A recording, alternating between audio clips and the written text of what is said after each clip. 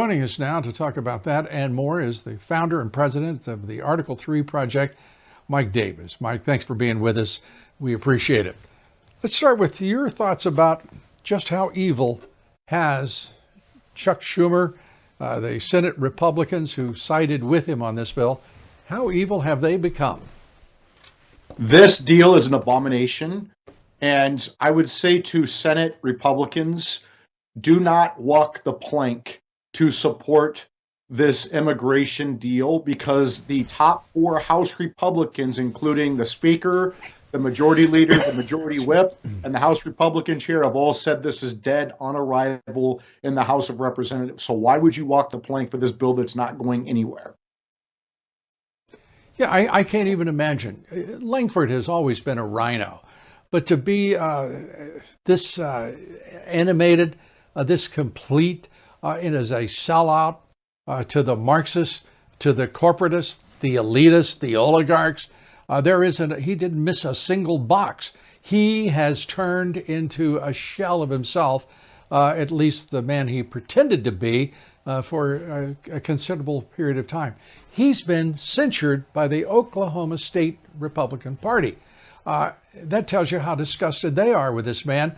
I can't think of any reason on earth this guy should remain in the Republican Party. Or Mitch McConnell. Why isn't the Senate changing the guard there? Are they that beholden to the turtle that they will watch him sell out to China, to Mexico, you name it, the cartels? It's an outrage. And no one in the national press is going to talk, or media is going to talk straight about this, but the independent media is, and it's straightforward. Everybody can see it for themselves. Our eyes don't lie. This thing is rancid, poisonous, toxic, and destructive of everything that is American.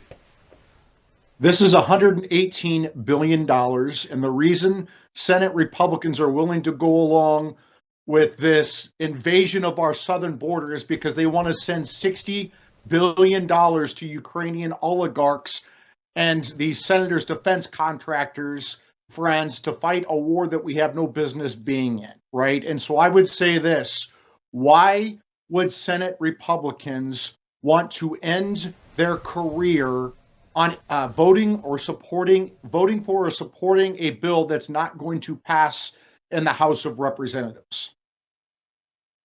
Well, and thank you, Mike Johnson. I mean, the Speaker of the House, I have been critical of his judgments, some of his decisions. But I have to say, in this, when he declared it dead on arrival, my hat's off to the man.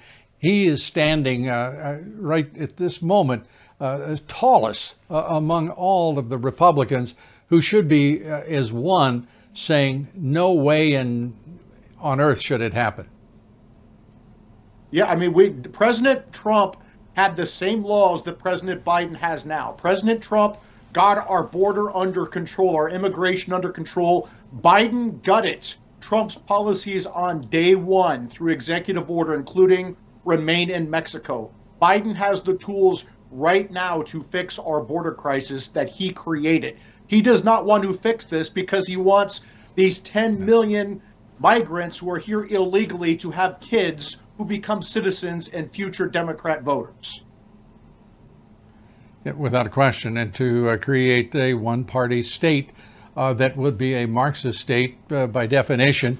And this is out there in front of every Republican leader, every person in this country who has a leadership role, whether it's in business, education, you name it, and they are as silent as lambs instead of fighting for this nation, our constitutional republic.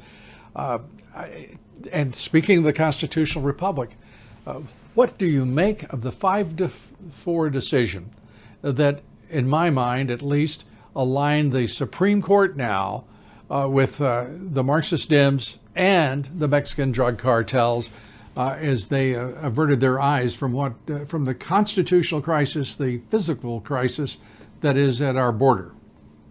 It was a disastrously wrong decision. Justice Amy Coney Barrett and the Chief Justice joined the 3 liberal justices, and they did in a middle of the night order on the emergency docket, the so-called shadow docket, that liberals decry when conservatives use it, that Justice Amy Coney Barrett just 2 years ago said should not be used except for in extraordinary circumstances. The Supreme Court, 5-4, used the shadow docket to essentially allow the Biden administration to cut open the razor wire to allow the continued invasion of our country, including through Texas, right? Joe Biden is willing to fight all the way to the Supreme Court to make sure that his invasion is ongoing. That tells us all we need to know. It is. There is something else we have to, I think, put forward. And that is right now, the Republican majority in the House, Speaker Mike Johnson, are all that stand between us and the end of this constitutional republic, unless we can get to Election Day and then to January 20th, 2025, with President Trump raising his right hand.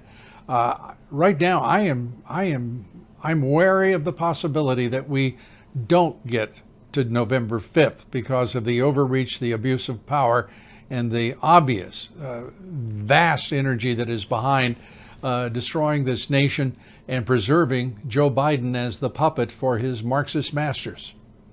I agree with you. This next election is make or break for our country. If Biden is reelected, our country's done.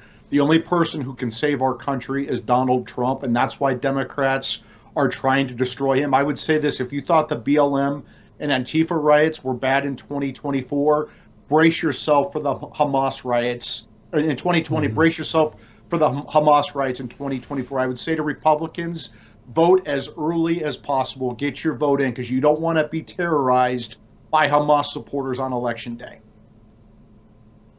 Yeah, I think that's sage advice. It is also important that I think everyone in this country who cares about this country get engaged in their communities and take action at the local level. Get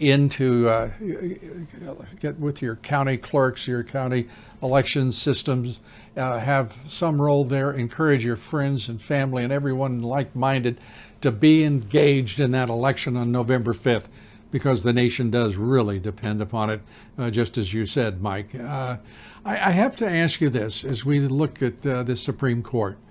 The alignment between these two justices, John Roberts and Amy Coney Barrett. I mean, that just wasn't there before, and I have to say that there are a number of stories circulating on the internet, various publications as well, and it's sound reporting. Much of it is sound reporting that somehow they've been compromised and that it is being used by the Marxist Dems against them, and that this is not a free vote on their part, it's not a volitional vote on their part, that they are captive for whatever reason to whatever coercion they're under. You're thinking about that? I would say that when Supreme Court justices do things that are out of the ordinary, like siding with liberals on the emergency docket after they just said 2 years ago you shouldn't use the emergency docket except for in extraordinary circumstances, you have to wonder why. So they bring this on themselves when they do things like this, when they don't have briefing and oral argument and go through the regular deliberative process, when they make snap decisions in the middle of the night. You have to wonder if those Dobbs protesters who terrorized Justice Barrett in her home, threatened her family, you have to wonder if that had an effect on her. I hope not, because your job as a Supreme Court justice with your lifetime tenure and your paid protection and your U.S. Marshal and Supreme Court police detail is to follow the law. Yeah, I fear the same things, obviously. Mike, we appreciate it so much, as always.